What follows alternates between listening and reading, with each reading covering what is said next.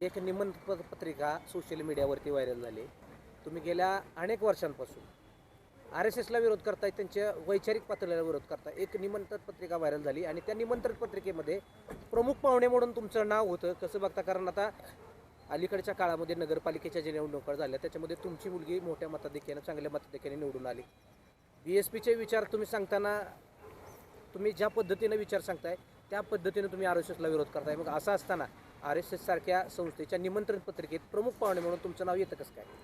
मुळात तो जो प्रकार आहे तो पवाराच्या हरिजनांनी केलेला प्रकार आहे.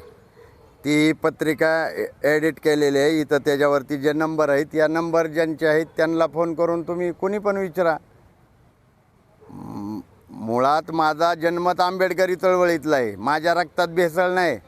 मी एका बापाच्याच पोटचा आहे. मी हेगडेवारन गोळविलकराची औलाद नाही. मी माझ्या जन्मापासून ते मरेपर्यंत RSS आणि मनोवादी विचाराचा विरोधक आणि आंबेडकरी चळवळीचा कार्यकर्ता म्हणूनच मरणार आहे. तुम्हाला असं काय वाटतं की हे कोणी केलं असावं? कारण हे व्हायरल केल्यानंतर आता स्थानिक स्वराज्य संस्थांमध्ये तुम्ही पवारांच्या विरोधात सभा घ्यायला सुरुवात केली. लोकांचा तुम्हाला प्रतिसाद मिळतोय. मग हे जे काही पत्र व्हायरल होते ह्याने त्याचा काय परिणाम येणार आहे स्थानिक स्वराज्य संस्थांच्या निवडणुकीवर? काय नाही, बहुजन समाज काही एवढा दूध खुळा राहिला वय. हे एडिट केलेलं पत्र आहे आणि हे पवाराच्या हरिजनांनी केलं आहे. जे खापरे महार आहेत ना, खापरे महार, त्या खापरे महारांचं काम आहे. अरे तुम्हाला पराभव पचवता येणार नाही. तुम्हाला बायका बामणांच्या चालते तर तुम्ही माझं ॲडिट करून टाकता वय. ॲडिट करून टाकलेलंही आहे. आणि ह्याच्या संदर्भात हे जी काही RSS च्या माध्यमातून सांगितलं जातं की बाबासाहेबांनी कराडला RSSच्या शाखेला भेट दिली होती, तर ज्या बातमीचा हे दिला जातो रेफरन्स, त्या केसरीमध्ये बाबासाहेब आंबेडकरांनी पैसे देऊन केसरीने बाबासाहेब आंबेडकरांची बातमी छापली नव्हती. आमच्या एका इतिहासकारांनी दिल्लीमध्ये केंद्रीय माहिती आयोगाला माहिती मागवलेली आहे की बाबासाहेब आंबेडकरांनी संघाच्या शाखेला कधी, कोणत्या काळी आणि केव्हा, कुठे भेट दिली याची माहिती मागितली असता केंद्रीय माहिती आयोगाने ते पत्र आंबेडकर फाउंडेशन, जे केंद्रीय संस्था आहे, तिला वर्ग केलं. आणि केंद्रीय माहिती आयोगाकडून आम्हाला जी माहिती आलेली आहे त्याच्यामध्ये स्पष्ट लिहिलेलं आहे की बाबासाहेब आंबेडकरांनी संघाच्या कुठल्याही शाखेला भेट दिलेली नाही. आणि मी बाबासाहेब आंबेडकरांचा कट्टर अनुयायी आहे. त्याच्यामुळं असले बायकी चाळे करणं बंद करा. खापऱ्यांनो, तुम्ही पवाराचे हरिजन आहात. तुम्हाला गांधीच्या हरिजन राहायचं आहे. मी निळ्या झेंड्याच्या ताकदीवरती निळा झेंडा आणि बाबासाहेबाचा हत्ती घेऊन बारामतीत पवारांच्या छताडावरती बाबासाहेबाचा हत्ती नाचवून दाखवलेला आहे. आणि म्हणून तुमच्या पोटात गोळा उठलेला आहे. ज्यांना पवारांनी पैसे देऊन माझ्या विरोधात उभा केलं होतं, त्या सगळ्या लोकांचं याच्यात षडयंत्र आहे. यात ही जी पत्र या ठिकाणी फिरत आहे ते ॲडिट केलेलं पत्र आहे. आणि मला करायची ना चर्चा, मी कार्यक्रम घेणार आहे. संघाच्या शाखेला बाबासाहेबांनी भेट दिली नव्हती आणि दिली असेल तर मोहन भागवतला चॅलेंज देतो. भिगवण चौकामध्ये मोहन भागवतने यायचं, मी कार्यक्रम लावतो आणि आमचा एक दिल्लीचा इतिहासकार बोलावतो. दोघांची चर्चा या भिगवण चौकामध्ये होईल. केव्हा बाबासाहेबांनी संघाच्या शाखेला भेट दिली ती तुम्ही दाखवायचं. आम्ही दाखवतो बाबासाहेबांनी संघाच्या शाखेला भेट दिलेलीच नाही. तुम्ही हाफ चाड्या घाला नाही तर फुल चाड्या घाला, पण तुम्ही तुमचे पाठीमागचे जे धंदे आहेत ते सगळ्या देशात उघड झालेले आहेत. त्याच्यामुळं असला काय म्हणतो आपण त्याला, खापरीपणा बंद करा. तुम्हाला पराभव पचवता येत नाही. आणि यांच्या जे विरोधक आहेत, जे निळ्या झेंड्याचे विरोधक आहेत, जे जातीय द्वेषातून माझं नाव किंवा माझं नाव त्याच्यामध्ये एडिट करून टाकलेलं आहे, एडिट केलेलं आहे. तुम्ही आत्ता पत्रकार बांधवांनी आत्ता ह्या जे पत्र आहे या पत्रावरचे जे नंबर आहेत त्यांना फोन केलेला आहे, ते फोन उचलत नाहीत. आणि हे सरळ दिसतं हे ॲडिट केलेलं आहे. बदनाम पत्र. मी हात जोडून विनंती करतो, माझी मुलगी निवडून आल्यानंतर सगळ्यात जास्त BSPच्या खालोखाल जर घरी कोण आला असेल सत्कार समारंभ करायला तर वंचित बहुजन आघाडीचे कार्यकर्ते आणि नेते आलेले आहेत. त्यांचे मला फोन आलेले आहेत. परंतु इथल्या लोकल जे पवाराचे बटीक आहेत, पवाराचे जे बटीक लोक आहेत त्या बटीक लोकांनी आणि पवाराच्या हरिजनांनी हा सगळा हे सगळं केलेलं आहे. याच्यामध्ये हा कार्यक्रम मी गेल्या 3 दिवस बारामतीमध्ये नव्हतो. हा कार्यक्रम काहीतरी 3 तारखेचा दाखवला जातो आहे. मी बारामतीमध्ये नसताना हे सगळा उद्योग केलेला आहे. आणि त्याच्यावरती आता तुम्ही सोशल मीडियात टाकताय, तर जे सोशल मीडियात आता मी ह्याच्या विरोधात पोलीस स्टेशनला तक्रार दिल्यानंतर पोलीस स्टेशननी चौकशी केल्यानंतर तिथं जे करणारे लोक आहेत ते मी बौद्ध आहे, पण हे जे करणारे आहेत ते महार आहेत, महार. आणि ते बी खापरे महार, जी पवाराच्या पोराचा गू हातात भरून टाकणारी जी महार आहेत ना, खापरे महार, त्या खापऱ्या महारांनी हे केलेलं आहे. त्याच्यामुळं असले बायकी ताळे करणाऱ्या सगळ्या पवाराच्या गांधीच्या हरिजनांचा मी जाहीर निषेध करतो. आणि बहुजन समाजाला काळूराम चौधरी मरेपर्यंत बाबासाहेब आंबेडकरांच्या विचाराच्या पलीकडे जाऊ शकत नाही. माझी लेक पण जाणार नाही, माझं खानदान कधी बाबासाहेबाच्या विरोधात जाणार नाही. आणि बायको बी काय माझी काही बामणाची नाही. खरं तर आपण जर पाहिलं का नाही की संघाचे तर अनेक पदाधिकारी मोठे पदाधिकारी आहेत, पण मुद्दाम त्यांनी प्रभाग नंबर 14चे दोन्ही नगरसेवक का घेतले? जाणून बुजून केलंय ना, जाणून बुजून केलेलं आहे.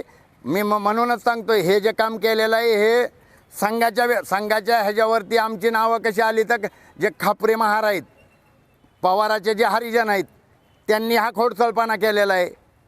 तुम्ही आता जो उल्लेख करताय बघा, पवारचे हरिजन हां. आणि वंचित बहुजन आघाडीचे काही कार्यकर्ते बाहेरून आलेले होते, मात्र स्थानिक कार्यकर्त्यांचा उल्लेख घेणं तुम्ही टाळलं. त्यांचा पराभव झाला असं तुम्ही सांगताय. काय वाटतं तुम्हाला कुणावर नेमका संशय, कोणी केला असावं हे आणि का नेमकं केलं मी सांगतोय ना, खापरे महारांनी केलंय. खापरे महारांनी जी पवाराच्या पोराचा गु हातात भरून टाकतात ना, बाबासाहेब नेहमी जी गोष्ट सांगायच्या खापऱ्या महाराची, त्या खापऱ्या महाराच्या अवलादींनी हे काम केलेलं आहे. हे काम काळूराम चौधरी आंबेडकरवादी आहे. म्हणून तर मी आठवलेंचा बाबासाहेब नाही कळाला, कांशीराम साहेबांचा बाबासाहेब कळालेला आहे मला. परम आदरणीय बहीण कुमारी मायावतीजीच्या नेतृत्वाखाली आणि आकाश आनंद साहेबाच्या बरोबर काम करतोय. या देशावरती निळ्या झेंड्याचं सरकार आणण्यासाठी जीवाची बाजी लावणारा कार्यकर्ता आहे. त्याच्यामुळं हे असल्या कार्यक्रमाला स्वप्नातसुद्धा येऊ शकत नाही माझ्या. मी संघाच्या कार्यक्रमाला संघाच्या लोकांनी घरी येऊन माझ्या मुलीचं स्वागत केलं. आता स्वागत करायला बारामती करू म्हणून आलते. संघाच्या असतील, बजरंग दलाच्या असतील, नाही तर आणखी कुणाचे बी असतील, राष्ट्रवादीच्या नगरसेवकांनी येऊन केलं आहे. जे निवडून आलेले आहेत त्यांनी केलेलं आहे आणि मीडियाने ते टी व्हीवरती दाखवलेलं आहे. बारामतीकर म्हणून माझ्याकडे कोणी पण येऊ शकतं, परंतु संघाच्या कार्यक्रमाला काळूराम चौधरी जाणार नाही. कारण काळूराम चौधरी रांडचं पोर नाही, काळूराम चौधरी रमाईचं पोर आहे, रमाईचं. काळूराम चौधरी येणाऱ्या कालावधीमध्ये BSP मध्येच राहणार का अजून काय वेगळे मनामध्ये? कारण आता हे पत्र ऐन निवडणुकीच्या जिल्हा परिषद येऊ पाहत आहेत, पंचायत येऊ पाहत आहेत. अहो कोकरे साहेब, मी मेल्यानंतर बी हत्तीचा निळा झेंडा घरात ठेवलाय, जो माझ्या मैतीच्या वरती टाकला जाईल. बाप बदलणारा मी नाही हो. पवार साहेबांनी पक्ष बदललेत, अजितदादांनी बदललेत.